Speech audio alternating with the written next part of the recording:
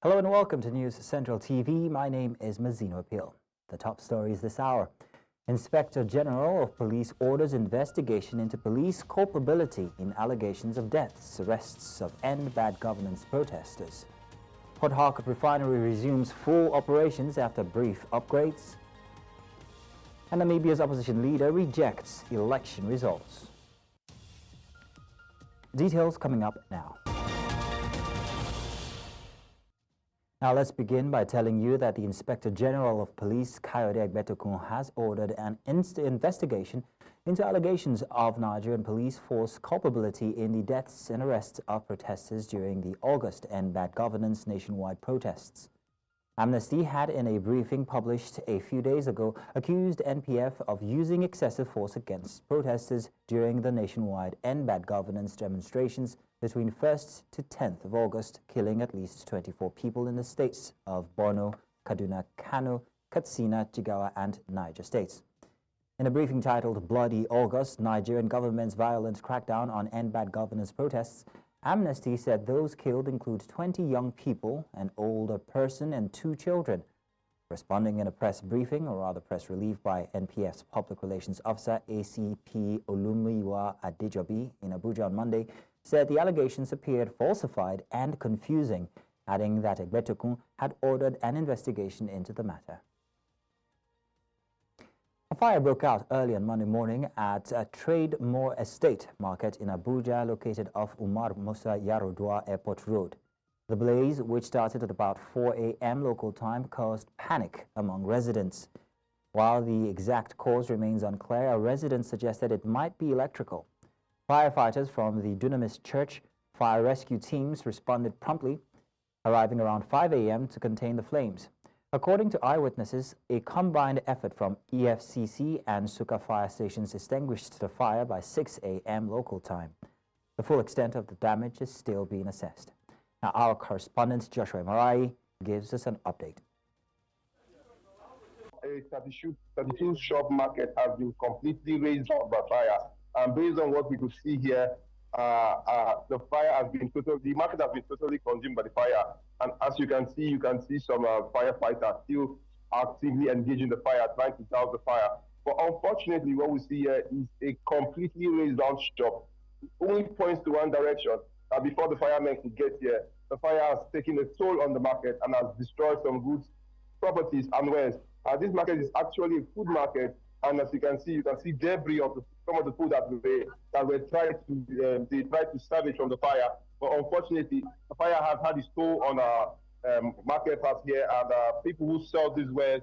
And as you can see, this is a point of sales for charcoal, which seemingly ignited most of the fire. We've been hearing rumors that the fire actually started from a light bulb at the first shop that actually spread out to the entire complex, and the fire consumed everything inside. Unfortunately, the firemen could not get here in time as a result of when the fire actually started. That started at around 3 a.m. in the morning, and it has actively erased properties worth millions of naira here. No life was lost, but the effect on the market here is quite devastating, as millions of naira were lost in the process. To the energy sector now, the Port Harcourt Refinery is now operating at full capacity following a brief scaling down for technical upgrades. Managing Director Ibrahim Onaja confirmed the facility has resumed distributing premium motor spirit, kerosene, and diesel. Onaja highlighted extensive equipment upgrades, including new pumps and cables, enhancing efficiency and reliability. Director of Operations Moi Maidunama explained that production was temporarily reduced to address technical issues. Terminal Manager Wolu Joel praised the refinery's efficiency, stating it can load 3 trucks every 15 minutes. He, however, noted low turnout of tanker drivers. The Port Harcourt Refinery, with a capacity of 210,000 barrels per day, recently resumed operations after major rehabilitation. The Nigerian Army 6th Division has reported major success in its fight against illegal oil bunkering in the Niger Delta. Between November 25 and December 1, 2024, it said that troops recovered 1.2 million litres of stolen crude, destroyed 56 illegal refineries, and arrested 17 suspects. The operation covered rivers, Bayelsa, Delta and Akwa Ibom states, targeting illegal refining sites, cooking drums and boats used for bunkering. In Bayelsa, over 755,000 litres of stolen crude oil were recovered, and in Delta, troops discovered 40,000 litres of stolen products. Additionally, several vehicles and boats were said to have been seized, and illegal connections to government pipelines were dismantled. The Army says it is continuing its crackdown on economic sabotage in the region. Now to the minimum wage issue. Osun state government has announced that all categories of workers in the state, including local government employees, will receive a minimum wage of 75,554 naira 28 kobo. Kola Adeosi, the state deputy governor, who stated this during the signing of new minimum wage agreements between the state government and labor leaders, said 1 month's arrears would also be paid to all public servants in the state. He added that Governor Adeleke has approved a sum of 25,000 naira as an improved pension package for all pensioners in the state. This move is aimed at alleviating the plight of state's senior citizens in the current economic situation. This announcement comes on the heels of Governor Adeleke's second anniversary in office, which was marked with a series of activities showcasing his administration's achievements.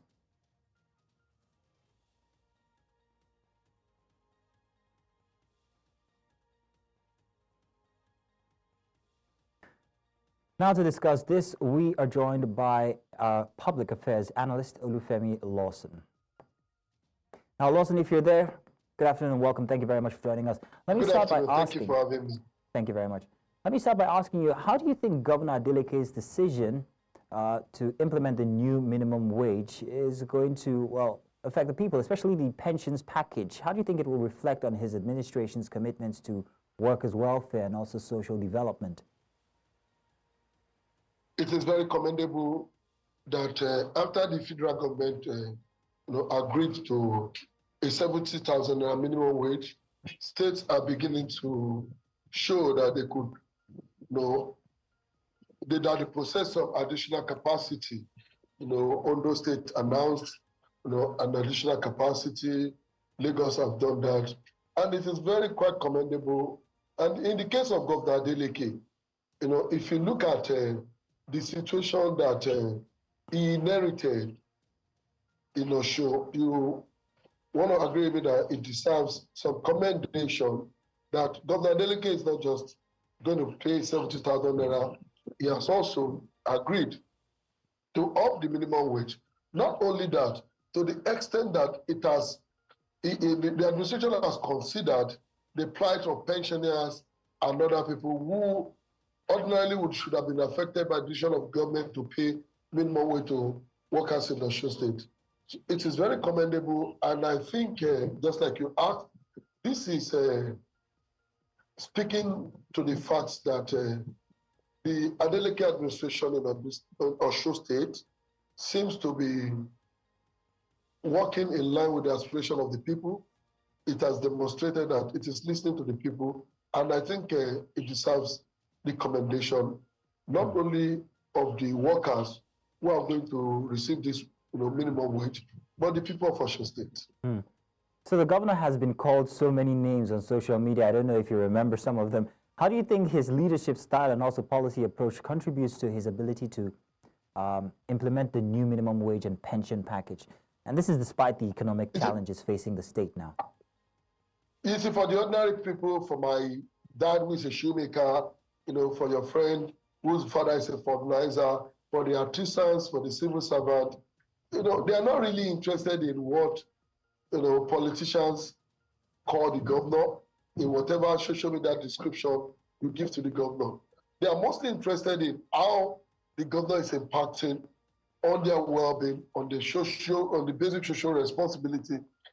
I was in Osun State a few days ago, and I must say this openly that I'm impressed by the depth of infrastructural development that the administration of Governor Adeleke is embarking upon.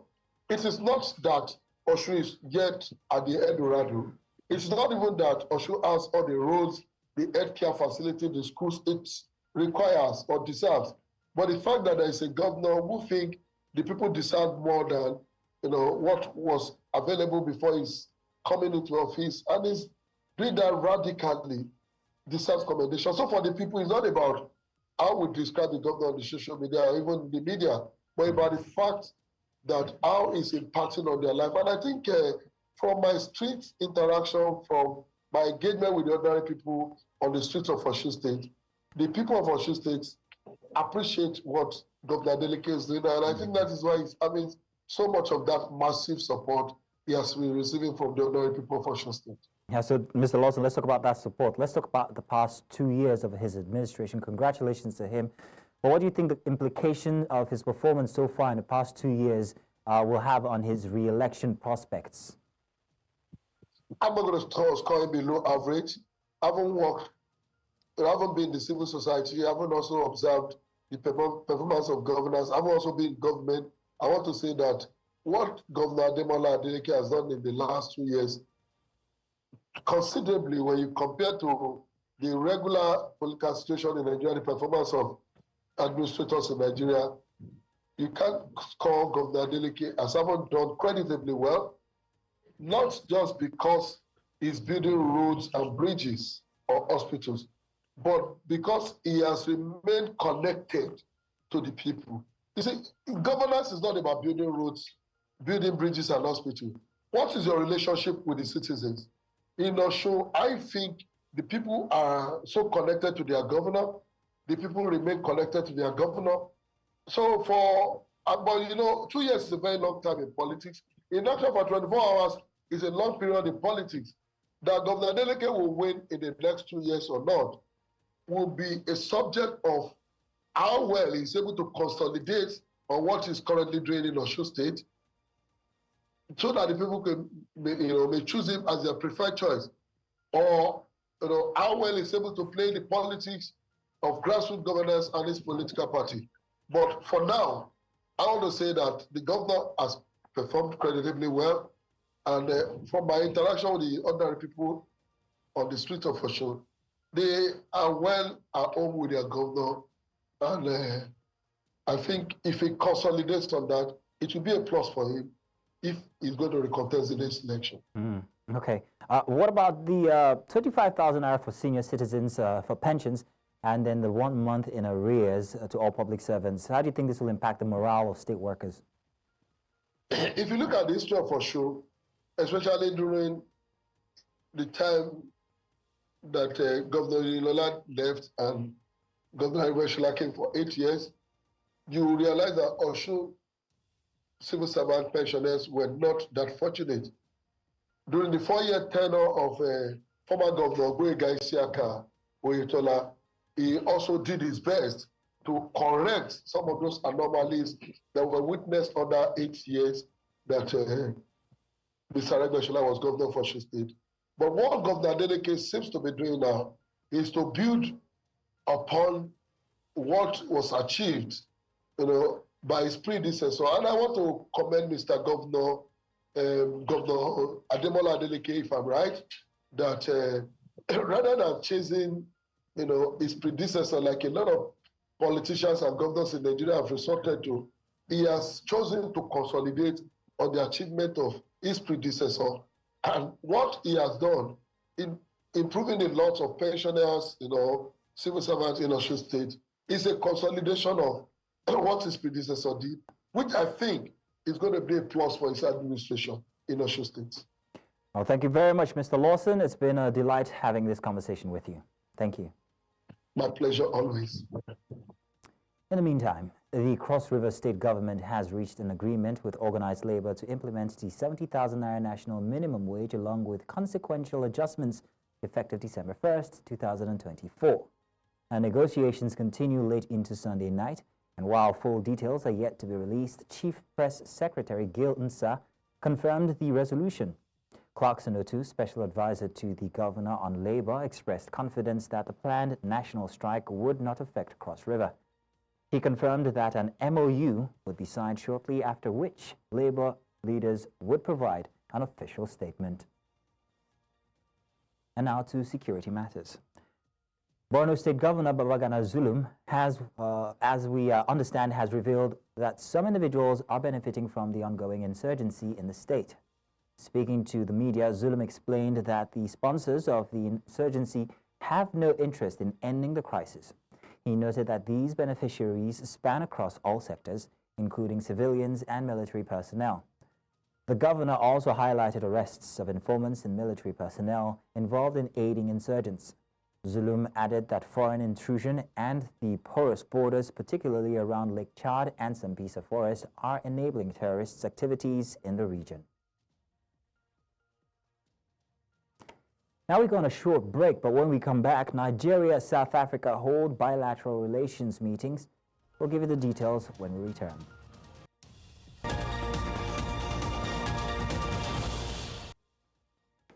Welcome back. South Africa and Nigeria ministers are in a closed-door meeting, or rather closed meeting, as they prepare for the 11th Binational Commission meeting to be held on Tuesday. All eyes will be on South African President Cyril Ramaphosa and his counterpart President Tinubu. The two countries share a historical relationship, and their partnership continues to evolve even in dynamic landscape. The meeting is an opportunity to address pressing issues, unlock new avenues for trade, and explore joint initiatives that benefit the citizens of both countries. With Nigeria being South Africa's largest trading partner in Africa, strengthening these ties is imperative for the economic growth of both nations. The Lagos state government has announced a traffic diversion on the Marine Bridge starting Wednesday, December 4th, 2024, to enable emergency repairs by the Federal Ministry of Works. The maintenance will last until February 25th, 2025. Commissioner for Transport, Oluwaseun Osiemi, says the repairs will focus on sections of the bridge's asphalt pavement. Motorists traveling from Apapa to Lagos Island are advised to use alternative routes via Costain, Roundabout, and Eco Bridge, or Ijora 7-Up and Ijora Oloye. Traffic heading into Apapa from Costain will remain unaffected. Osiemi urged patience, stating the diversion is part of a traffic management strategy to minimize disruptions during the rehabilitation. Regular updates will be provided throughout the maintenance period.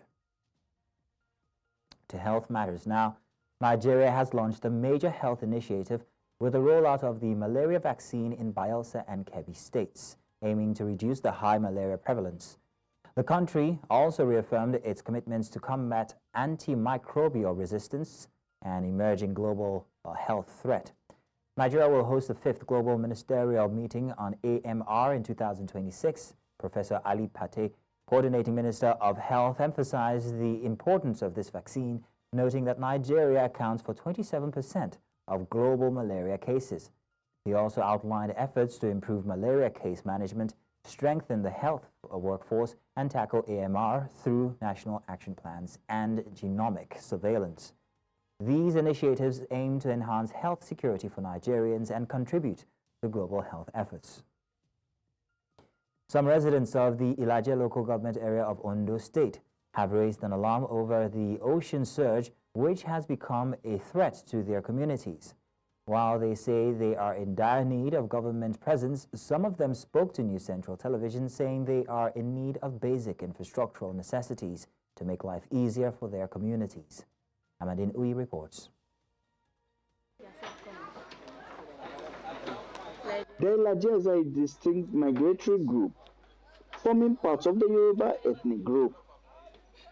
The Ilajes are spread along the states of Ondo, Ogun, Lagos, and Delta, residing mainly along the coastal belts, beaches, and swampy terrains of the Atlantic. While their exact number is still not known, the Ilaje local government area of Ondo State is, however, the largest local government area in terms of landmass. Ilaje has been here since AD session. I can't really picture the year because my great-great-grandfather have been existing and I don't know their age.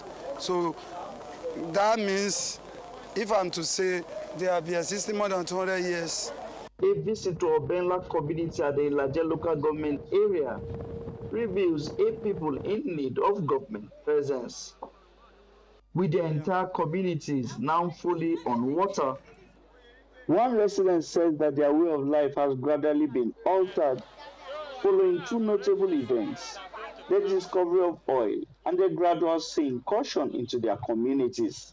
Before the event of oil derivation and the sea incursion, Elijah is a very boom. We don't depend on government's money. We spend on daily money. We go to sea, we catch fish, we spend as a large person. For the Ilagers, it's water, water, water. Their houses are built on water. Their communities exist on water. But don't be deceived. Despite water being in abundance, they say they don't have water to drink. They say while water is a blessing to many communities, it's the root of their problems. A walk around their communities reveal a people trying to survive. Some residents reel out a list of their necessities to government. We people that live here, we are suffering. So we need a network. Network, they suffer us well. Sometimes a week or a month, we don't see network for here. We need plenty things for this community. We need bridge. We need so many houses. So this ourselves, we don't get house. Some people want to leave this community now. There's no house. So we need new house and new bridge that is coming from there. The Ilagers say these needs, when provided, will help them integrate properly into the society. In Benla, Ondo State, for News Central, I am Amadine Uyi. After years of fear and insurgent activities that once made the capital city a place of constant tension, Maiduguri is witnessing a resurgence in its social life, particularly in the night hours.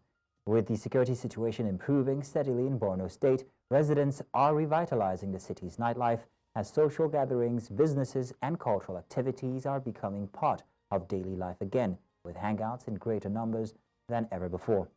Our News Central's Umaru Kirawa, who crisscrossed Maiduguri, the capital city of Borno, now reports. An environment usually dominated by fear and uncertainty, but now residents are taking the opportunity to reclaim the vibrant social life that was once lost.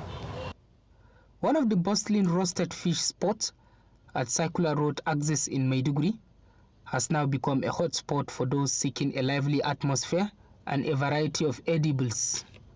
We give the Almighty God thanks for the security in Borno State. As you can see, in the night, we do sell much. It's our busy hours. We give God the glory. Peace is coming back to Borno. In the daytime now, normally we can sell like 10. While in the evening, we can even sell up to 50 pieces. Local security forces and the popular civilian JTF and other vigilante groups working together with the Nigerian military and police have helped stabilize the region, allowing the city's social activities to flourish once more. Alhamdulillah, naptangiliwa ya pandena bororo umia alegi. Ama andero loktu dia sa sarana mandigi kama kliwa seleda 24 hours solena mandigi kaso dia kalkalo bulandi enda. The level of peace in Borno State, in Maiduguri particularly, is splendid. It's very lovely. Initially, you know the movement in this state, when you're walking, your shadow is a suspect.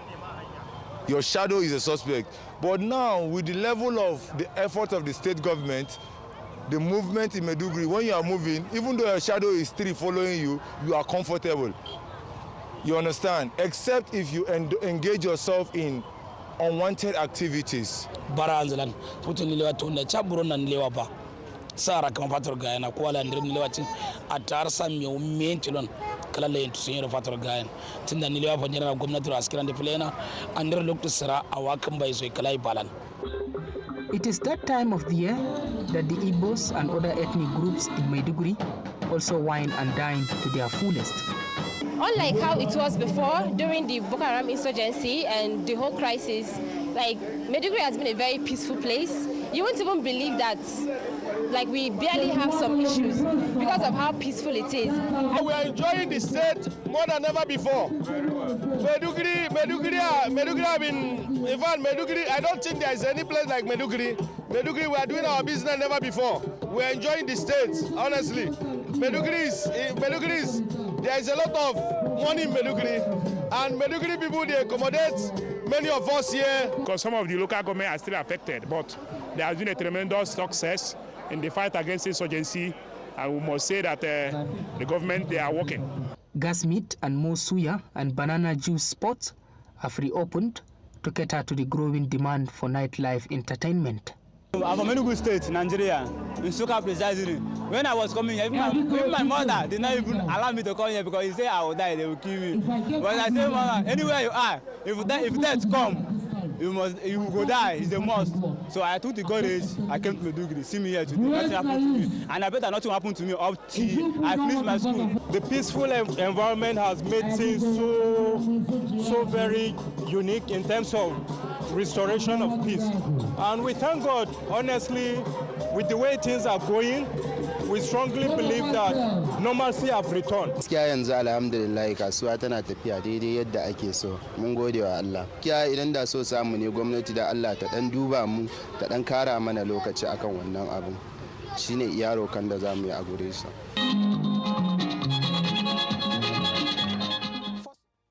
Residents could not even think of going out at night because of the risks. But now they feel safe again, giving a sense of normalcy. In Maiduguri for News Central, Umaru Kirawa. Coming up, Namibia's opposition leader rejects polls results. Details after the break.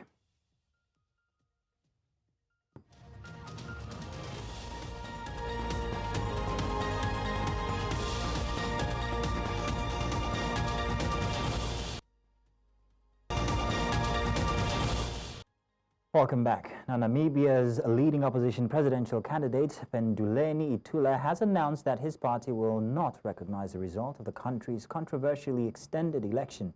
Speaking just before polls closed on the final day of voting, Itula, leader of the Independent Patriots for Change, accused the process of being marred by chaos and alleged foul play. He noted that regardless of the outcome, the IPC shall not recognize the result of this election.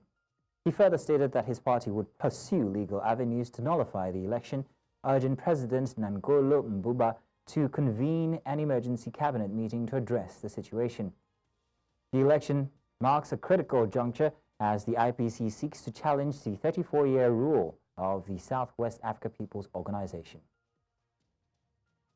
Now, joining us to discuss this development is writing fellow African Liberty, Wendiji Kandanga. You're welcome. Thank you very much for joining us. I'm hoping I got that right. Did I get that right? Close enough. Oh, thank you very much for joining us. So I'd like to know, has the Electoral Commission of Namibia responded to allegations of foul play and also organizational failures, or do you think their response can alleviate concerns that have been raised? So they have responded after a lot of pressure from journalists and just from the people on social media especially. And because at first they were denying that the shortcomings were abuse and everything, but then they released a statement saying that basically saying what had happened and why it happened. So like, for example, they were saying not enough papers because they were providing them at certain regions, you know, so they weren't really accepting their faults, they were excusing them. So the election, did you notice any irregularities or inconsistencies in the voting process as has been raised by the opposition? And if you did, how were they addressed? Well, yes, because actually it was even published in the newspapers here that someone was found with two voting cards, duplicates, with different voting numbers, but it's the same identity. So, and then people were wondering how was this possible, because the registration process was supposed to be, seamless, and it was supposed to be tight, in terms of avoiding duplications, and because this could lead to someone voting twice and enabling one party to have more results. But that was identified, of course. I don't know how that happened. I don't know what they're doing about that.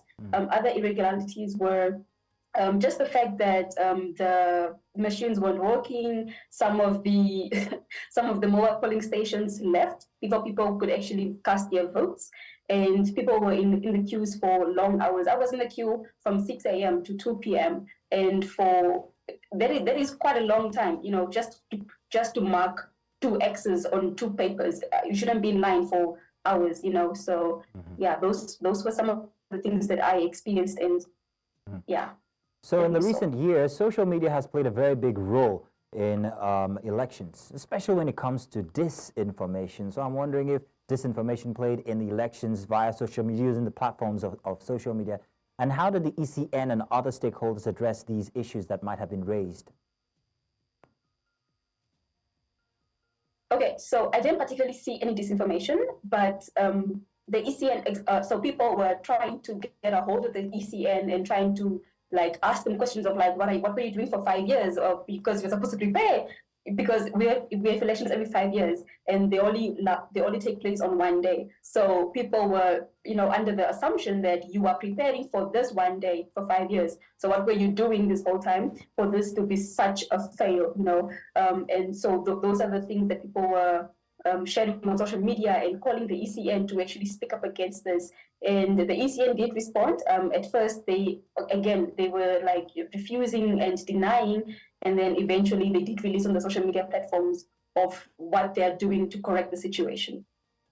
So how does Penduleni Itula's rejection of the election results reflect the broader concerns about the electoral process and the potential irregularities that he mentioned? I think a lot of people stand by him, because a lot of us were not happy with the way the results, the elections were carried out, and the results that apparently they show. So he does have a lot of people's backing with him in that regard, and even a lot of people were discouraged from voting, because on Wednesday not everyone got to cast their vote, and then we had to ask for the extension, which we got for the Friday and Saturday. So yeah, I think Panduleni Itula does have a lot of people backing him up, because we do all have the same claims of, the unfairness, the irregularities, and just the allegations of corruption that preceded this whole thing. Wenji Kindanga, thank you very much for joining us on the news this afternoon. Thank you. We'll now head to the east of the continent, where Abdul Nondo's head of opposition party ACT Wazalendo Youth Wing, who was kidnapped on Sunday by individuals his party members believe were state security agents, has been found. According to police, the youth leader was abandoned by unknown assailants on the popular Coco Beach in Dar es Salaam and struggled to find his way to his party headquarters late Sunday night. Ishika Michinjita, ACT Wazalendo deputy chairperson, said that Nando's initial appearance suggested that he had been tied up and beaten up, as he had sustained injuries to his legs, chest, back, and also his arms, and was barely able to talk. Abdul Nando's abduction came days after the governing Chama cha Mapinduzi party won local elections that some opposition groups said were rigged. Still ahead, U.S. President Joe Biden pardons son Hunter over 2 criminal cases. We've got the details after this break. Join us then.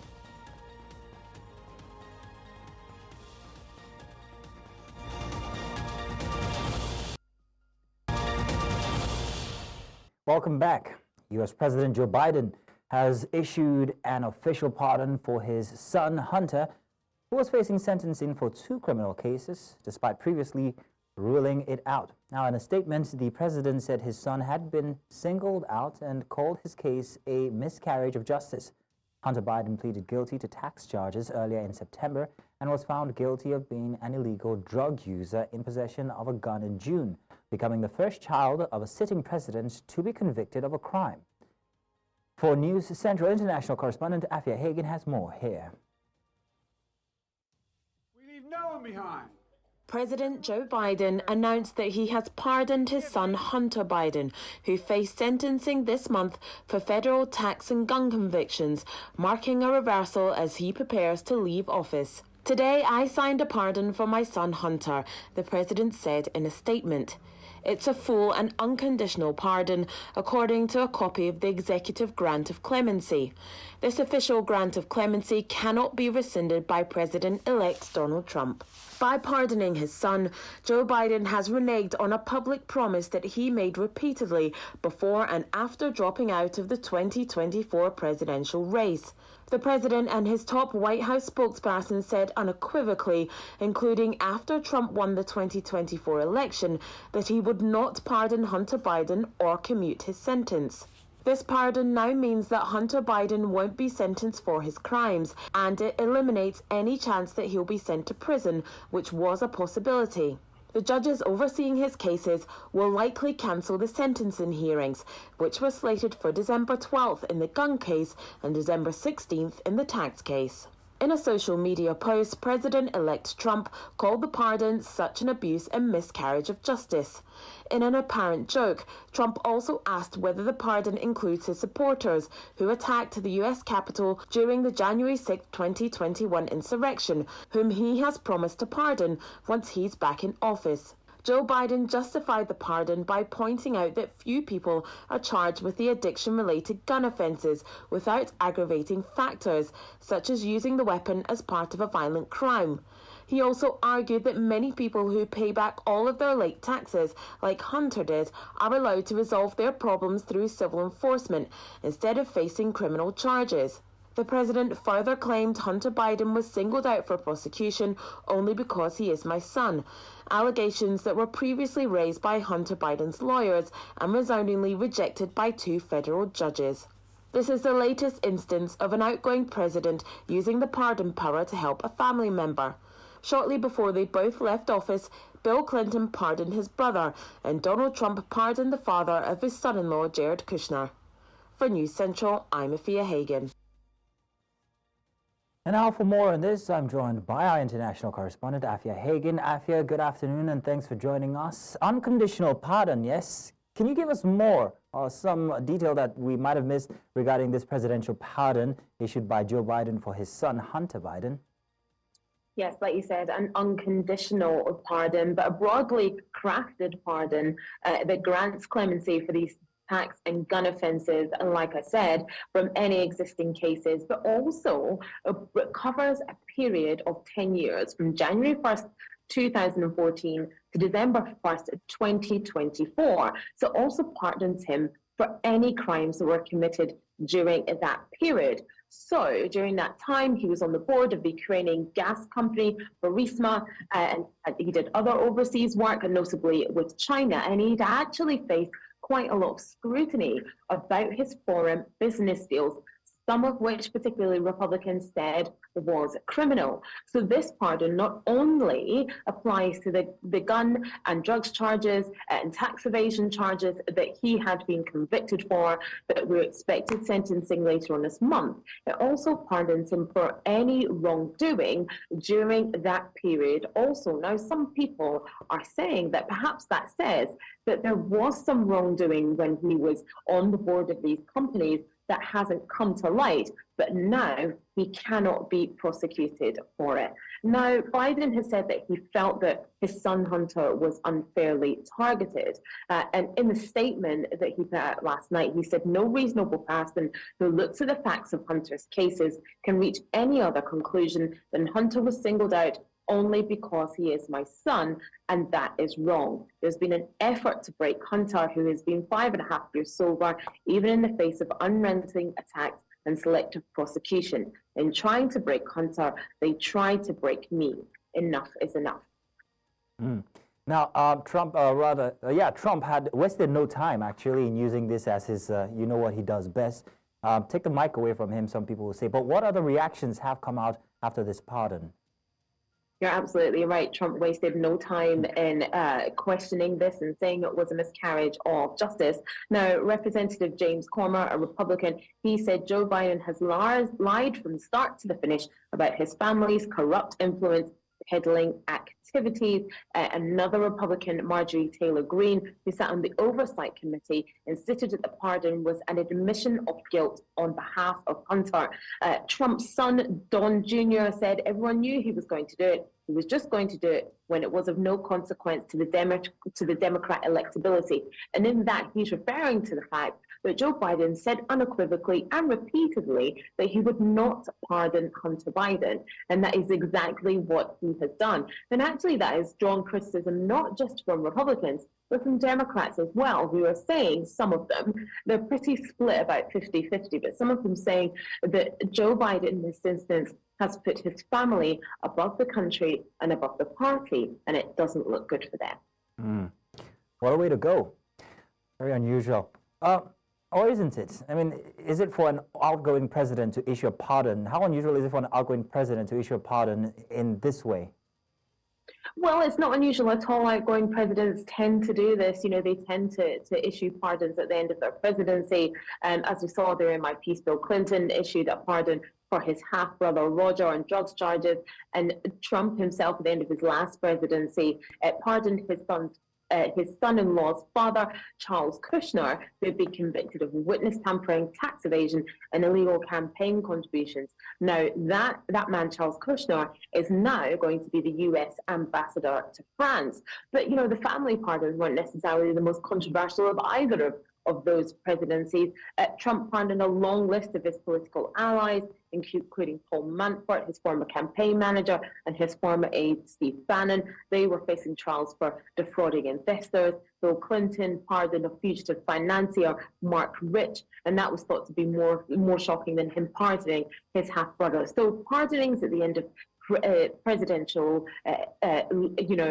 tenures are not unusual at all in any way, and it's not unusual for people to pardon family members either. I think in this case, where people are drawing real umbrage is because Joe Biden repeatedly said he was not going to pardon his son, his only surviving son, Hunter Biden, and has done exactly that. Well, Afia, when you put it that way, his only surviving son, I guess I understand. Thank you very much, Afia, for bringing us the details on this one. Thank you. Head coach Augustine Aguavon has invited a total of 30 players to camp as the Nigeria Football Federation activates its commitments to ensuring the qualification of the Super Eagles B for next year's African Nations Cup finals. The 8th edition of the Continental Championship, reserved exclusively for footballers plying their trade with clubs in their country's domestic leagues and possessing standard contracts, is scheduled to run length of February 2025 in Kenya, Uganda, and also in Tanzania. All the invited players have been instructed to arrive at the Remo Star Sports Institute, Ekene Remo, Ogun State on Wednesday, 4th December 2024, where the team will train ahead of the first leg of the qualification fixtures against Ghana's Black Stars B, billed for the Accra Sports Stadium on Sunday, 22nd of December. West Ham attacking midfielder Mohamed Kudus will return to action in midweek after completing his 5-game suspension. The Ghana international served a lengthy ban following his red card in the game against Tottenham on October 19. Kudus will join his teammates for the trip to the Midlands to face Leicester City on Tuesday, December 3rd. The 24-year-old was punished for improper conduct and violent behavior after clashing with Spurs player Mickey van de Ven and also Pep Marta in the Premier League game. He was initially banned from 3 games before the punishment was extended, and he was also fined £60,000. Kudus' absence largely affected the Hammers, who secured only a win in a 5-game run.